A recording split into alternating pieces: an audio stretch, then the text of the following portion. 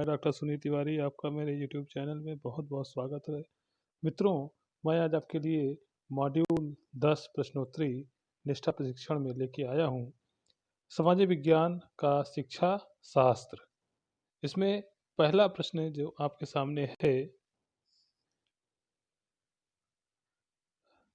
राजतंत्रात्मक शासन की प्रणाली में कौन निर्णय लेता है और सरकार चलाता है? प्रधानमंत्री, दूसरा है राजा या रानी, तीसरा है मुख्यमंत्री, चौथा है राष्ट्रपति।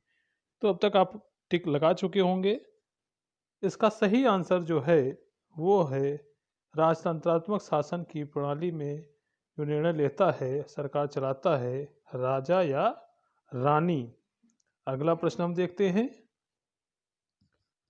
सामाजिक विज्ञान सामाजिक अध्ययन वर्ग में मॉक संसद का संचालन करने का मुख्य कारण क्या है?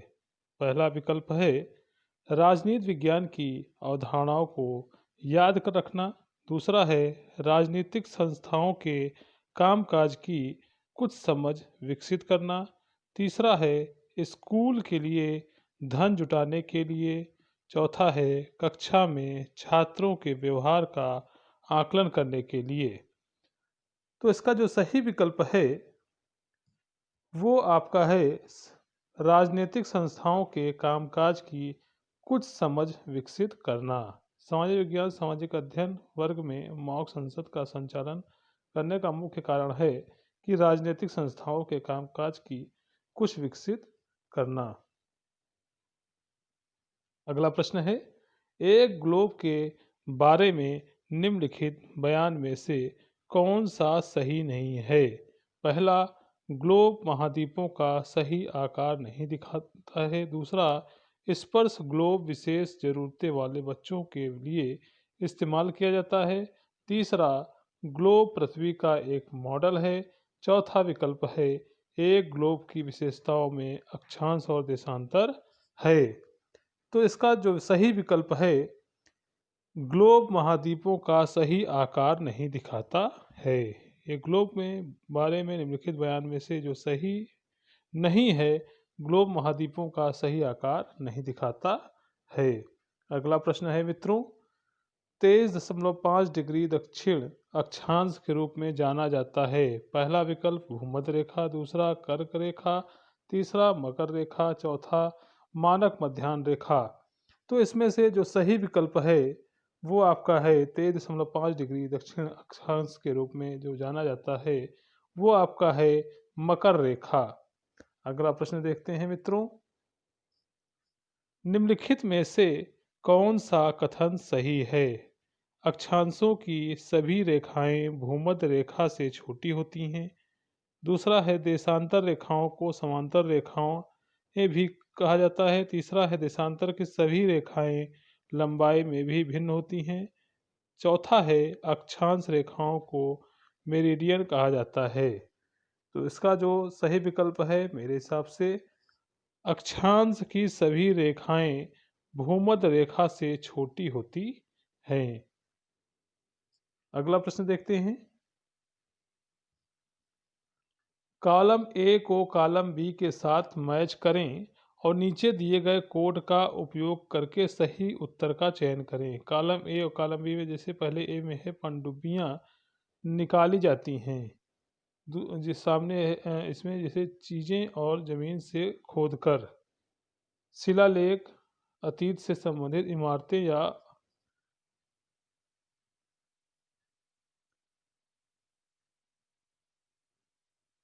सी है स्मारक हस्तलिखित प्राचीन पुस्तकें और पुरातत्व साक्ष्य पर या धातु पर ईंटों का उत्कीर्ण है। तो लेखन जो या तो पत्थर की सतह है। तो इसमें जो विकल्प दिए गए हैं उसमें से जो सही विकल्प है कॉलम ए को कॉलम बी के साथ मैच करें और नीचे दिए गए कोड का उपयोग करके सही उत्तर का चयन करें। इसमें A3B4 C2D1 ये विकल्प आपका बिल्कुल सही है। अगले प्रश्न की ओर बढ़ते हैं मित्रों, साहित्यिक स्रोत है। पहला इमारतें, गड्ढे में बने घर, सिक्का। दूसरा है ग्लोब, नक्शे, जानवरों की हड्डियाँ। तीसरा है महाकाव्य, पुराण, स्मृति। चौथा है पत्थर के औजार, मिट्टी के बर्तन, जले हुए अनाज। तो ये साहित्यिक स्रोत है। इसमें जो सही आंसर है आपका साहित्यिक स्रोत है महाकाव्य, पुराण और स्मृति। अगला प्रश्न देखते हैं।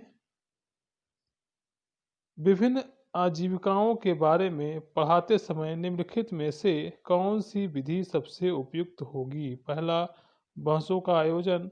दूसरा, व्याख्यान विधि का उपयोग करना। तीसरा, ड्रा लिखे और चर्चा करें। चौथा, पाठ पुस्तक को जोर से पढ़ना।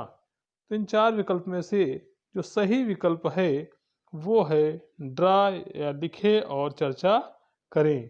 तो विभिन्न आजीविकाओं के बारे में पढ़ाते समय निम्नलिखित में से कौन सी विधि सबसे उपयुक्त है? ड्रा लिखे और चर्चा करें। अगला प्रश्न देखते हैं। कौन सी विधि शिक्षार्थी द्वारा इससे सीखने के प्रतिफल की योग्यता को प्राप्त करने के लिए सबसे सटीक होगी? जांच करना कि क्या लोगों के पास जीविका कमाने के समान अवसर हैं। तो इसमें पहला, पूरा करने के हेतु दिया गया कार्य। दूसरा, व्याख्यान विधि का उपयोग करना। तीसरा, केवल पाठ्य पुस्तकों से पढ़ना। तो इसका जो सही विकल्प है आपका कि परियोजनाएं आधारित ज्ञान।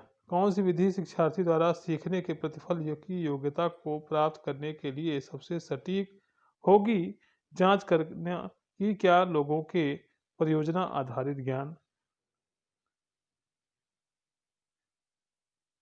अगला प्रश्न है, सामाजिक विज्ञान का पठन पाठन बढ़ावा देता है, माफ करिएगा, स्वतंत्रता, विश्वास और विविधता के लिए सम्मान जैसे मानवीय मूल्य।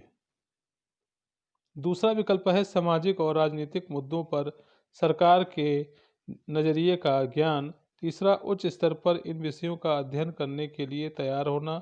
चौथा है पाठ्य पुस्तक में व्यक्त किए गए विचारों को जानने और उनका पालन करने की क्षमता।